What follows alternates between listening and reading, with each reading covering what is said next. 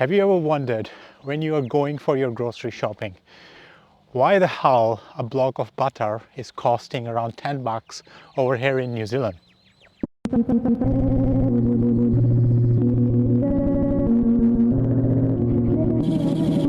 You're not the only one who's feeling that pain.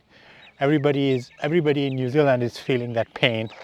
The cost of living crisis over here is huge, and there seems to be no respite.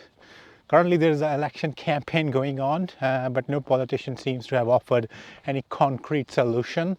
But today, we will try to answer all those questions.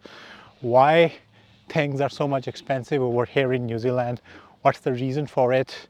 And why your butter is costing around $10 in New Zealand supermarkets.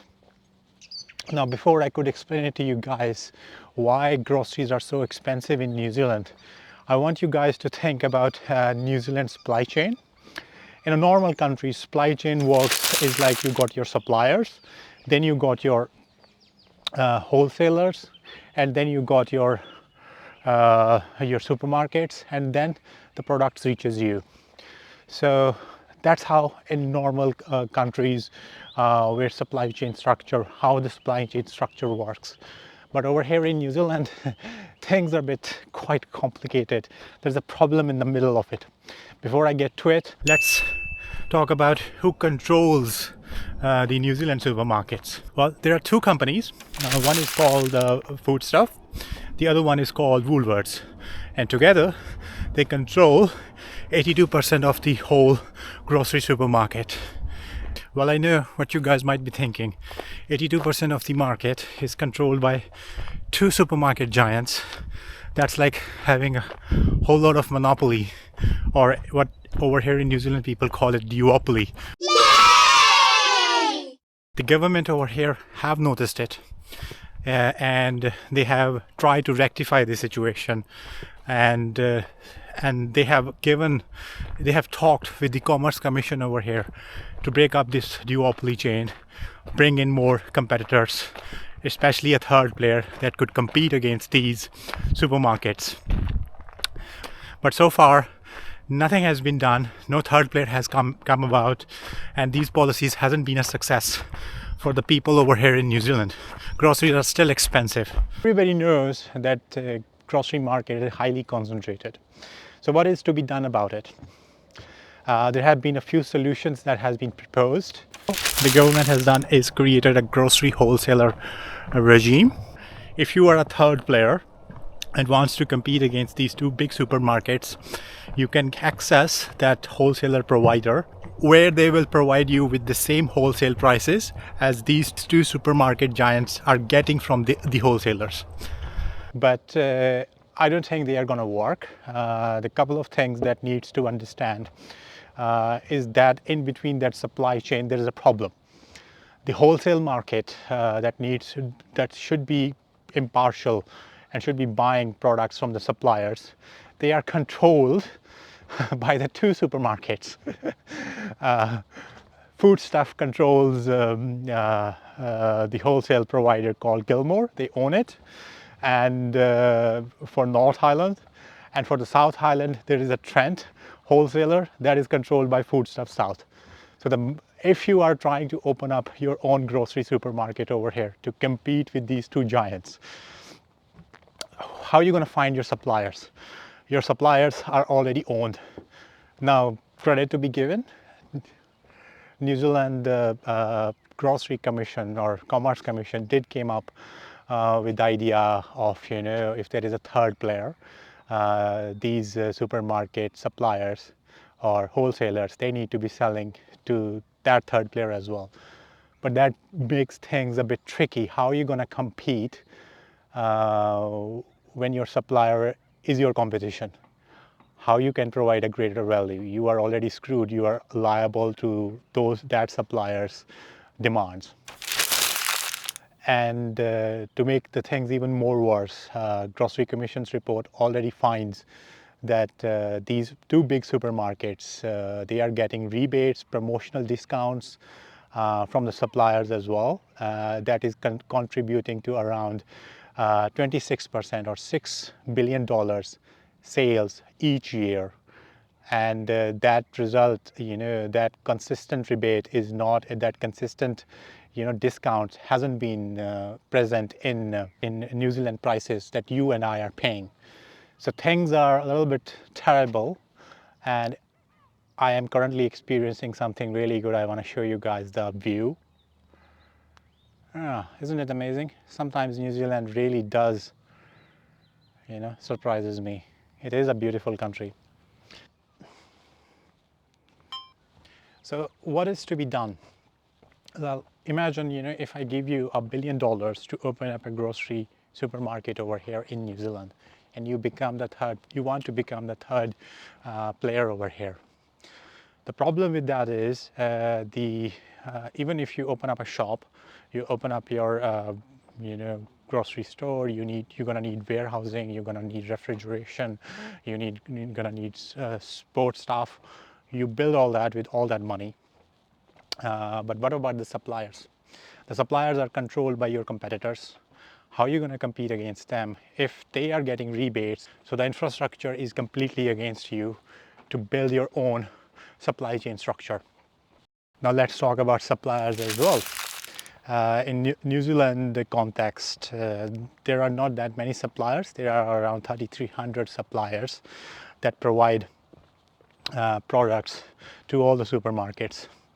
Out of those, only 330 of these suppliers provide 90% of the products. That is much more interesting from supplier side because they are competing to get a shelf price or a shelf space at supermarket. So they don't have much of a say when it comes to how much they want to sell their products for. So supermarkets over here already got suppliers by the throat.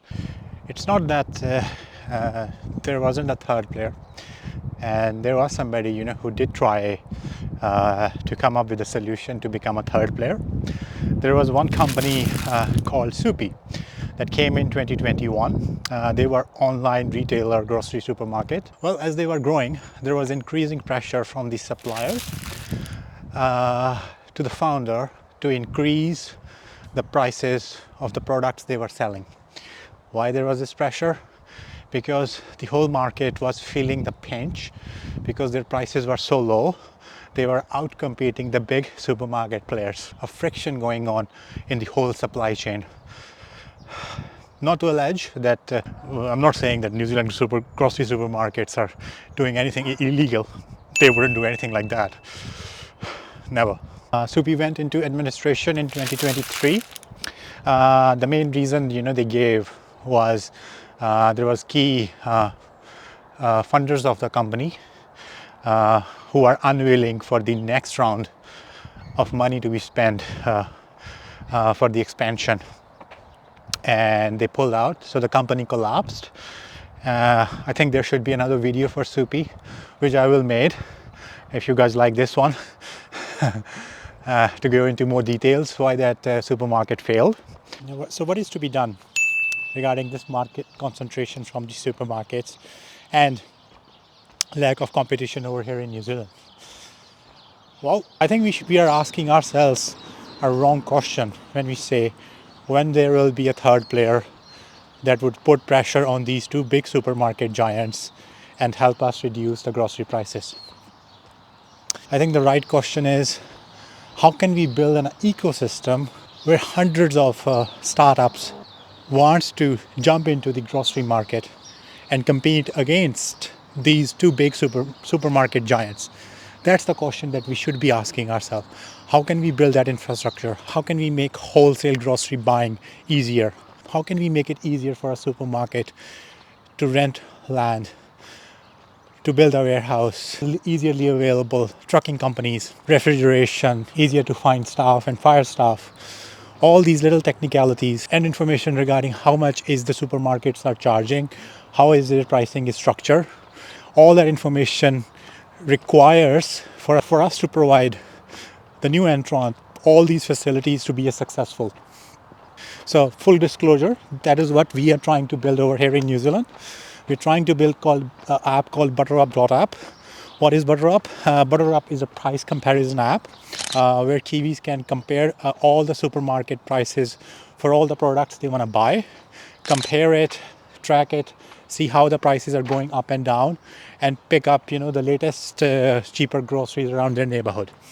In addition to that, we are also providing that information through Spread for businesses and developers as well, where businesses, if they want to open up a new supermarket over here and they want to position themselves and their products competitively in New Zealand market and see how their competition pricing themselves and how they're pricing their products within the region they want to sell. If they want to sell it in Auckland or Wellington, all the neighborhoods around there, how their competitors are pricing their products, how they're going up and down. That's what Spread helps. So if you're a business owner, if you're a developer and you want to know all that information, that is available through our portal called spread.butterup.app. Spread and ButterUp, both of them are free. ButterUp.app is free for 3 days. After that, you guys can pick up any plans you guys want to have. And Spread is free as well for 7 days as well for businesses and for developers. So why the hell butter is costing around $10 over here? Even though New Zealand exports 95% of its milk products overseas, and still it's costing over here. Well, imagine if you're in Saudi Arabia and you are willing to pay $10 for that block of butter, as compared to over here in New Zealand, where income is stagnant and people are not, the income is not rising. As a supplier, for me, higher prices overseas are much more attractive than selling that same block of butter over here at a discount, and I'm losing money on the table. I'd rather go overseas, sell that product over there, rather than spending it over here and selling it at a discount and make a loss. So that is why the butter is so much expensive over here. Well, I hope I was able to explain why the butter is costing so much. And I wish you guys the very best and a lovely day. Please like and subscribe. See ya. Bye.